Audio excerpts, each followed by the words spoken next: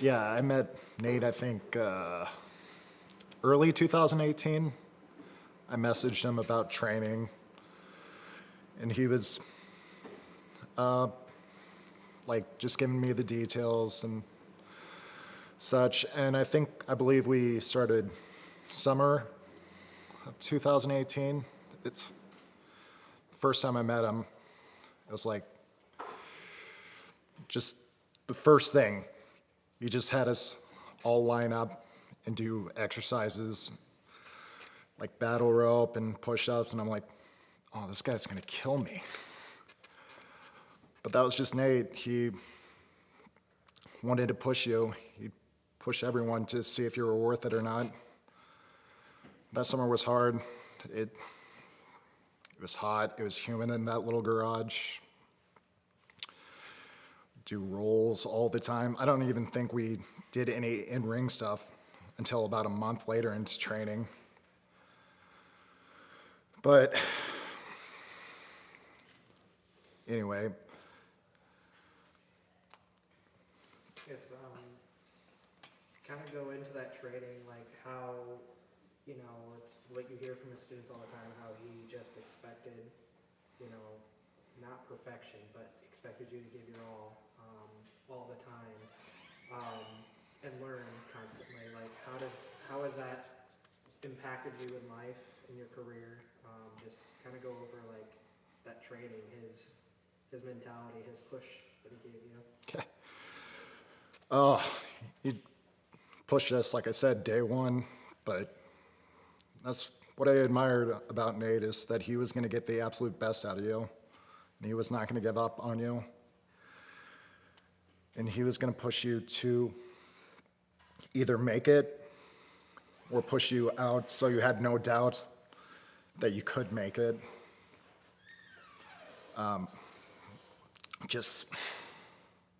He was hard on everyone. I didn't get to wrestle for the first 6 months. He just had us come show up. He expected us to pay our dues with setup and rolling around in the ring, but he was always supportive to us.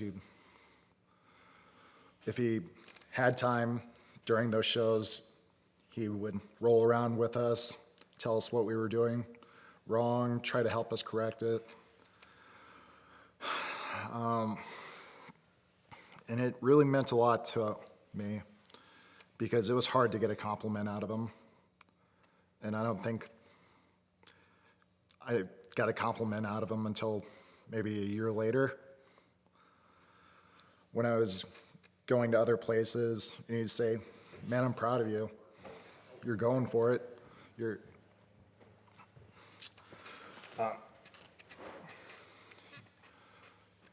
trying to get the miles, you're putting in the effort. I appreciate that. I can really see you improving, and that just meant the world to me. That he'd say something to that effect, because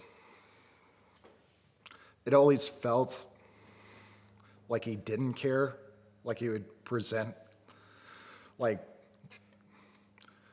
I mean, you're here, but I can live without you. But he did care. He would message me and check up on me, and I've always appreciated that. What about Nate? Are you going to carry, both in your personal life, career?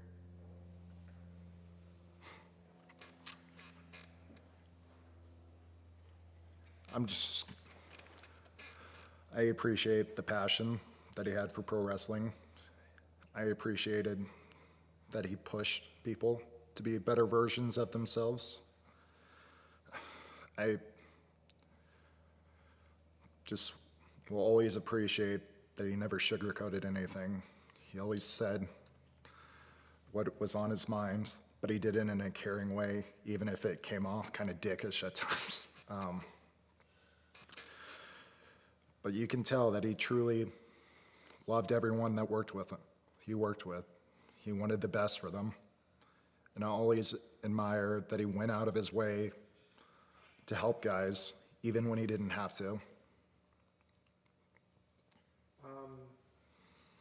What is a big Jaysin Strife memory that you have?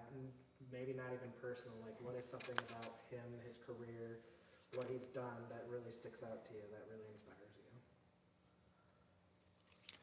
I think I'll always be inspired by when he found out that he was getting progressively worse. I don't know. I think it was during COVID that he just thought to himself, man, I gotta push.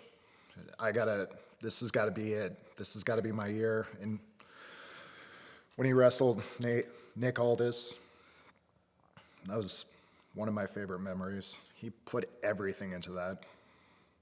He went for it, and he had a great match. And that's what I'm always going to remember about Nate, is that he always pushed himself to be the best version of himself. And then finally, if there's one last thing that you could say to him, what would it be?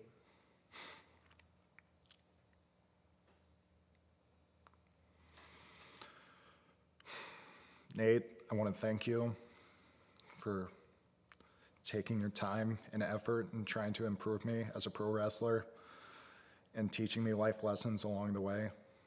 You were a friend, you were a mentor, and